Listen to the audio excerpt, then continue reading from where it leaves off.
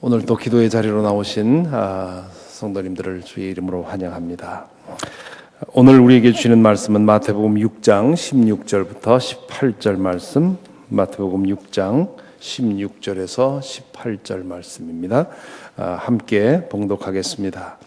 너희는 금식할 때에 위선자들과 같이 슬픈 기색을 띠지 말아라. 그들은 금식하는 것을 남에게 보이려고 얼굴을 흉하게 한다. 내가 진정으로 너희에게 말한다. 그들은 자기네 상을 이미 받았다. 너는 금식할 때에 머리에 기름을 바르고 낯을 씻어라. 그리하여 금식하는 것을 사람들에게 드러내지 말고 보이지 않게 숨어서 계시는 네 아버지께서 보시게 하여라. 그리하면 남모르게 숨어서 보시는 네 아버지께서 너에게 갚아 주실 것이다. 아멘. 히브리어에서 금식은 몸을 괴롭게 하다라는 뜻입니다. 몸을 괴롭게 하는 이유는 영적으로 깨어나기 위한 것이지요. 어느 정도 신앙생활을 해보신 분들이라면 왜 때로 몸을 괴롭게 해야 하는지 아실 것입니다. 몸이 너무 편해지면 영적으로 죽기 때문에 그렇습니다. 우리 몸은 오냐 오냐 해주면 한없이 보채는 경향이 있습니다. 몸에 있는 욕구들은 만족할 줄을 모릅니다. 좋은 것, 맛있는 것, 즐거운 것을 탐하다 보면 한없이 빠져 들어갑니다. 좋은 옷을 입어보면 더 좋은 옷을 입고 싶지요. 맛있는 것을 먹으면 얼마 지나지 않아서 그 맛에 권태로움을 느끼고 더 좋은 맛을 찾게 됩니다. 앉게 해주면 눕자고 하고 눕자고 하면 자자고 합니다. 그렇게 욕구를 충족시키다 보면 몸은 망가지고 영적으로 죽습니다. 몸의 욕구에 집중하다 보니까 영적 생활에 대한 관심을 잃어버리게 됩니다. 제가 한국에 있을 때 같은 교회에 다니던 장로님 한 분이 건축 사업을 하는 작은 규모의 사장님이었습니다. 그분은 일주일에 한 번씩 맛집 순례를 한다고 했습니다.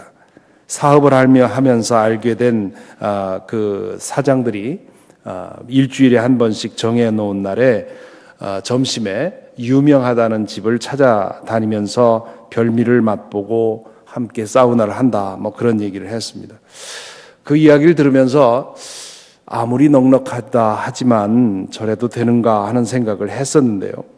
그런데 어느 날 그 장로님이 맛집 순례를 더 이상 하지 않기로 했다, 그렇게 얘기를 하십니다. 그래서 왜 그러냐 그렇게 물어봤더니 처음에는 별 부담 없이 소박하게 시작을 했는데 시간이 지나다 보니까 점점 멀리 가게 되고 점점 사치스러워지더라는 거지요.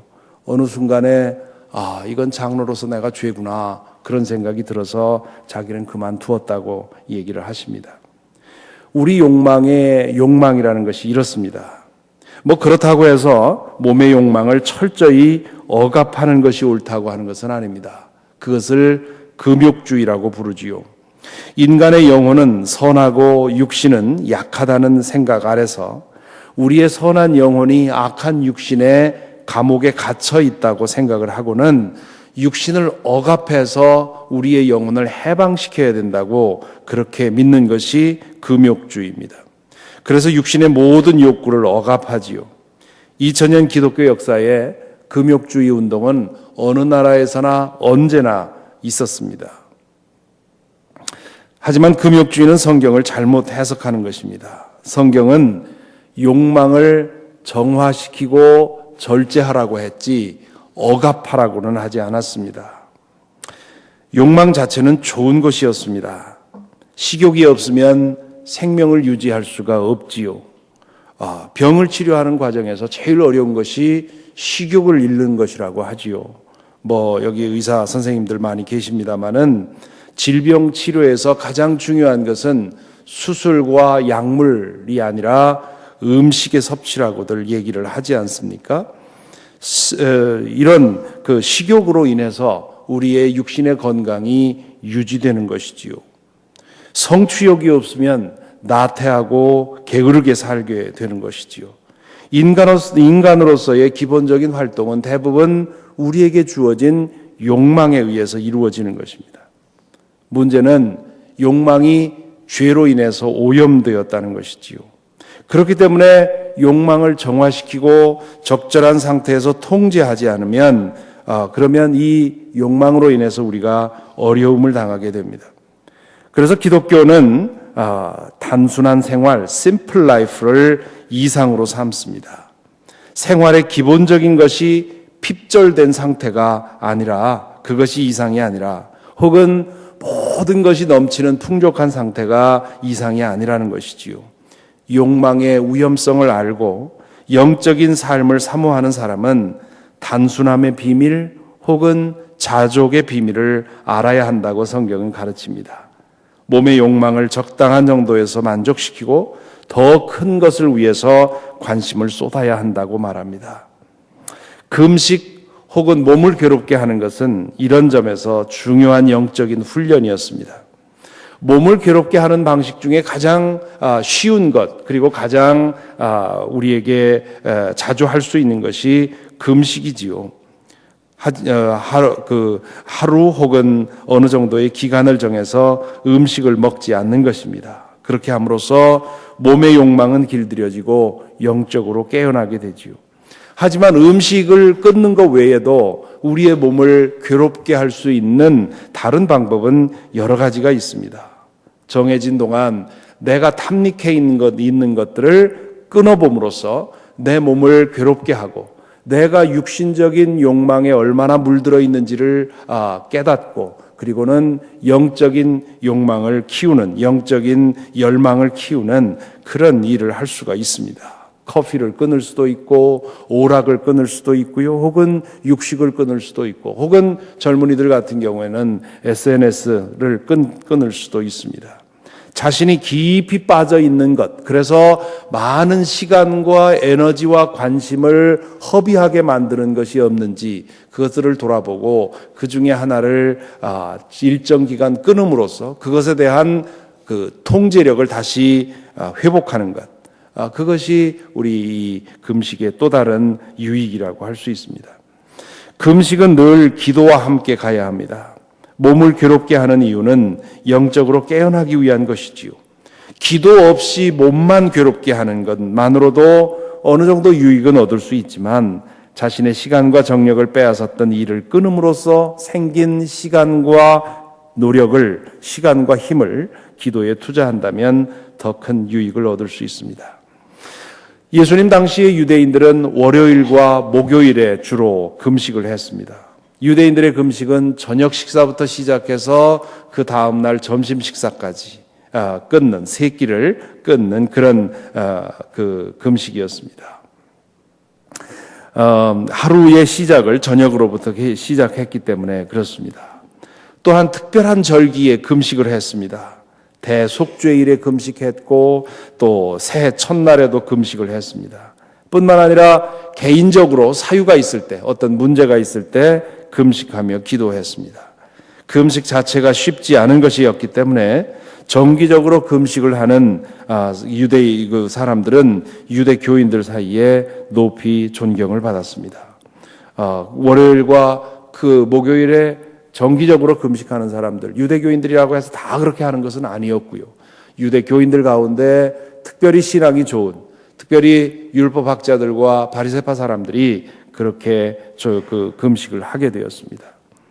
그런 까닭에 이 율법학자와 바리새파 사람들 중에는 자신이 금식하고 있다는 사실을 은연중에 사람들에게 드러내려는 사람들이 있었습니다. 일부러 힘없는 축 처진 모습을 하다가 옆에 있는 사람이 왜 그러냐고 물으면 이거 말해서는 안 될 거 할 수 없이 말한다는 식으로 그런 식으로 말하면서 금식하고 있다고 하는 것을 티내는 그런 식이지요. 금식을 통해서 영적으로 깨어나고 하나님에게 더 든든히 연결되는 것, 거기에는 관심이 점점 소홀해지고 오히려 사람들에게 어떻게 하면 내 경건성을 티를 내는가, 거기에 관심을 가지게 된다는 것이지요. 금식을 제대로 하면 영적으로 더 겸손해지고 깊어지는 법인데 위선자들의 금식은 오히려 자기 의만 키우고 영적인 교만을 키우게 되는 것입니다. 좋은 뜻으로 시작된 것이 나중에 변질되어서 악취를 풍기는 그런 일들은 참 많이 있습니다. 우리 주변에서 보면요. 청교도 전통에 의하면 주일에 가장 좋은 옷을 입고 예배 드리도록 되어 있었습니다.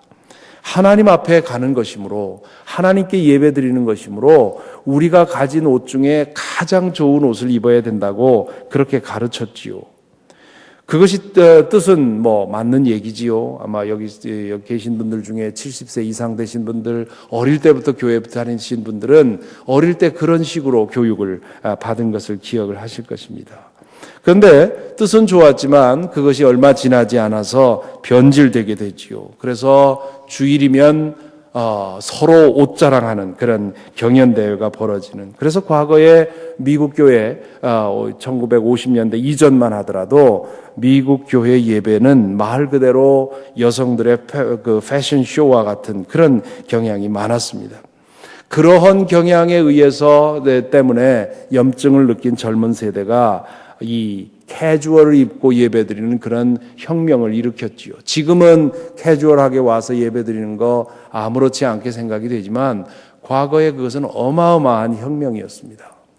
그 청교도적인 그런 경건성 속에서 자란 분들은 슬리퍼를 신고 모자를 쓰고 집에서 입던 옷을 입고 예배드리는 것에 대해서 이건 참을 수 없는 그런 불경건이라고 생각을 했던 것이지요. 그렇게 그런 그 혁명이 일어난 것은 하나님 앞에 갈 때 가장 좋은 것을 입어야 된다고 하는 이 좋은 뜻이 변질이 돼서 사치의 경쟁이 되는 그런 경향에 대한 반동이었던 것이지요. 세례 요한의 제자들이 예수님에게 와서 이렇게 물은 적이 있습니다. 우리와 바리새파 사람들은 자주 금식을 하는데 왜 선생님의 제자들은 금식을 하지 않습니까? 그러자 예수님이 이렇게 대답하시지요. 혼인잔치의 손님들이 신랑이 자기들과 함께 있는 동안에는 슬퍼할 수 있느냐? 그러나 신랑을 빼앗길 때가 올 터이니 그때에는 그들이 금식할 것이다. 이 대화를 두고 예수님과 제자들은 전혀 금식을 하지 않았다고 결론 짓는 학자들이 있습니다. 잘못된 결론이지요. 왜냐하면 예수께서는 오늘 읽은 말씀에서 가르치신 대로 금식하는 것을 드러내지 말라고 하셨습니다. 구제와 기도에 대해서 말씀하실 때와 마찬가지로 예수님은 금식은 당연한 것이라고 전제하고 있습니다. 다만 위선자들이 빠지는 잘못에 빠지지 않도록 금식의 본 정신을 이룰 수 있도록 그렇게 금식하라고 하지요. 그래서 금식할 때는 머리에 기름을 바르고 낯을 깨끗하게 해서 아무도 모르게 하라는 것입니다. 그래야만 금식의 본뜻을 성취할 수 있기 때문입니다. 따라서 예수님과 제자들은 이 말씀의 정신에 따라서 금식을 사람들에게 드러나지 않게 했다고 생각을 해야 하는 것입니다. 결국 예수께서는 금식을 오용하지 말고 금식의 본뜻, 하나님과 더 깊은 사귐 속에 들어가는, 그래서 우리의 영혼이 영적으로 깨어나는 이 본뜻이 이루어지는 데에만 집중하라고 말씀을 하십니다. 이 말씀을 오늘 우리에게 적용하면 적어도 두 가지를 생각할 수 있습니다. 첫째는 우리에게 금식의 전통을 회복시킬 필요가 있다는 것이지요. 예수님 당시의 유대인들은 금식을 남용하는 것이 문제였습니다. 금식을 너무 많이 하고 그리고 그 금식을 통해서 자기 의의를 쌓는 것이 문제였는데 오늘 우리에게는 금식을 하지 않는 것이 문제 아닙니까?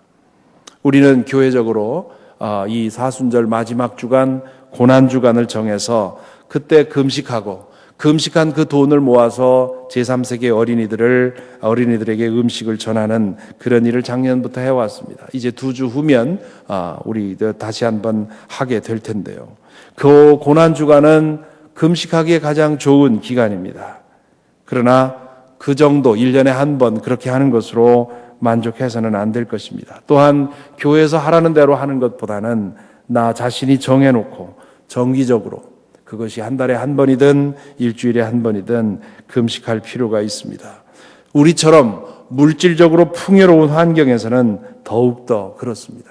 예수께서 제자들이 금식하는 것을 당연하게 전제하고 금식해라 이렇게 말씀하신 것이 아니라 금식할 때에 이렇게 말한 것을 생각을 하면서 우리 안에 어떻게 이 금식의 유익을 경험할 수 있도록 할 것인가 오늘 생각을 해보시고 또한 마음의 결심을 해보시기 바랍니다. 둘째로 한국교회에서는 금식을 단식투쟁처럼 오용하는 경우가 있습니다. 어떤 문제가 생기면 그 문제를 해결받기 위해서 금식 기도를 하는데 그 태도가 결사적이지요. 그래서 극한적인 금식에 도전하는 경우도 많이 보게 됩니다. 그렇게 결사적으로 매달리면 하나님께서 들어주시리라고 믿습니다. 또한 그렇게 가르치지요. 아마 예수께서 보셨다면 분명히 책망하셨을 것입니다. 금식은 하나님 앞에서 나 자신을 깨우고 하나님께 더 가까이 나가기 위한 노력이지 하나님을 움직이기 위한 그런 하나님과 담판을 벌이자고 하는 그런 노력은 아니기 때문입니다. 오늘 이 말씀에 우리 자신을 비추어 봅니다. 주님께서는 제자가 금식하는 것이 당연하다고 하셨는데 우리는 어떻게 하고 있습니까? 아마 한 번도 해보지 않은 분들도 계시리라고 생각이 되는데요. 이 사순절 기간 동안에 교회 안내를 따라서 해보시기를 바랍니다. 유대인들의 관습대로 저녁 식사부터 다음날 점심까지 세 끼를 금식하고 그 시간에 기도해 보시기 바랍니다. 종일이 어려우면 어느 한 끼만 금식해도 됩니다. 혹은 그것이 없이는 살기 어려운, 내가 너무나 깊이 빠져 있어서 그것을 끊는 것이 나에게 매우 어려운 그런 것이 있다면 정해진 기간 동안 그것 없이 지내보시기를 바랍니다. 영적인 은혜를 그것처럼 사모하지 못한 영적 말씀을 읽고 묵상하는 일에 그만큼 시간을 들이지 못한 것에 대해서 회개하고 기도로 깨어 있도록 해보시기 바랍니다. 예수께서 말씀하신 것처럼 남이 남 모르게 숨어서 보시는 우리의 아버지께서 우리에게 갚아주실 것입니다. 그 갚아주신다는 말은 다른 무엇을 해주신다는 뜻이 아니라 나를 가까이 하라 내가 너희를 가까이 하리라고 하시는 그 주님의 말씀 약속이 우리에게 이루어질 것입니다. 오늘 하루도 하나님과 함께 동행하는 귀한 하루가 되기를 바랍니다. 함께 기도하겠습니다.